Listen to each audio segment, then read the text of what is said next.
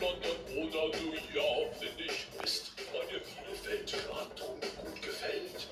Da fliegen die mich nach Bielefeld, weil Bielefeld mir gut gefällt. Hello, my name's Jay, a middle-aged bald man with an unhealthy obsession with roller coasters, theme parks, and travelling to theme parks to ride roller coasters. Join me in Cologne, Germany, where I will show just how easy it is to travel to one of the world's most celebrated theme parks, Phantasialand, as well as exploring the heights of Cologne and cashing a golden ticket to a chocolate factory. It's my first time to Phantasialand, but will it match the hype? Is it worth the trip? Do I discover a new favourite roller coaster? Is this place really as good as they say? Let's find out together.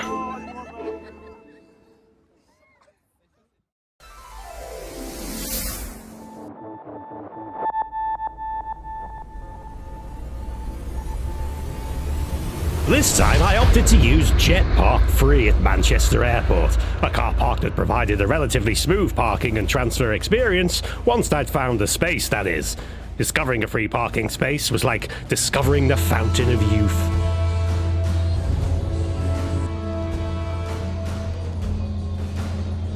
Once through security, I opted for an eggs on toast and beans at my favourite Terminal 3 eating establishment.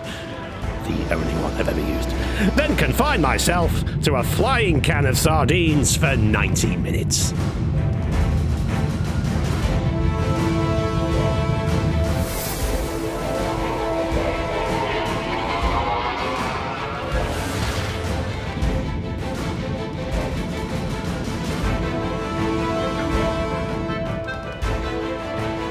Once through border control, it was just a matter of finding the train station and figuring out which trains headed to Cologne Central.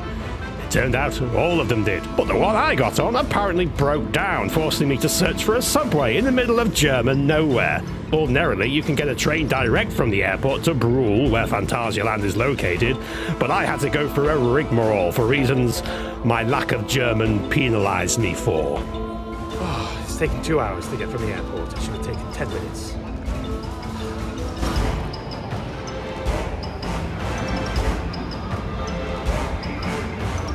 After finally arriving in Bruhl, I made my way through a dark park past an impressive-looking castle and arrived at my hotel some 10 minutes walk later.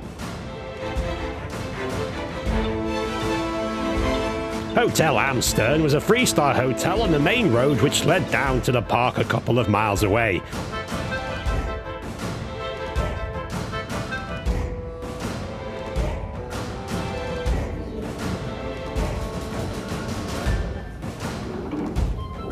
It did its job well. The room was decent, the bed was comfortable, and breakfast, whilst not exactly inspiring, at least did its job.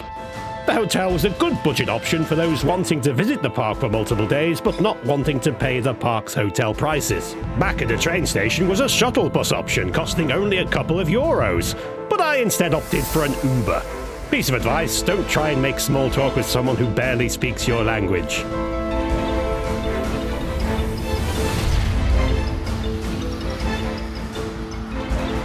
A wave of excitement flowed over me as the taxi pulled up outside the Charles Linburgh Hotel, my home for the next 2 days. Theming was out of this world. Walking through its doors set a precursor for how seriously Phantasialand takes its theming. An amazing first impression. After checking in and leaving my bags, I headed towards my exclusive entrance into the park, Ruckberg. So happy. An immersive area themed to early 20th century aeronauts, pioneers of aviation.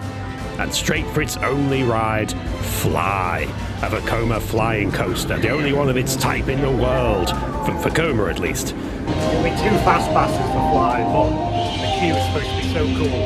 I'm just going to go in the queue. A stunning piece of design and architecture which ducked and dived, weaved and twisted around the land and through the hotel itself. They're the hotel rooms.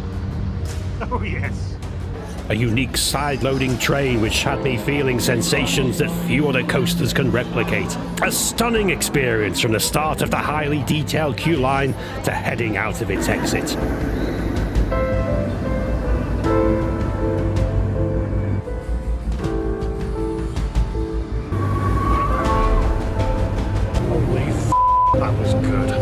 had raised a bar at the start of my adventure. A bar only one other attraction would surpass.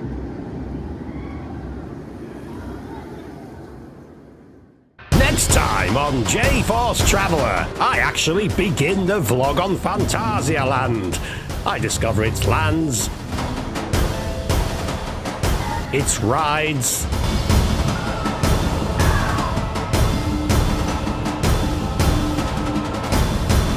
its food, It's not what I ordered, but I'll eat it. and discover that the place isn't as perfect as I was told. Yeah, that was shit. So go on, click that little like button, subscribe for the next one. What does it cost you? Only time you'll never get back. See you then!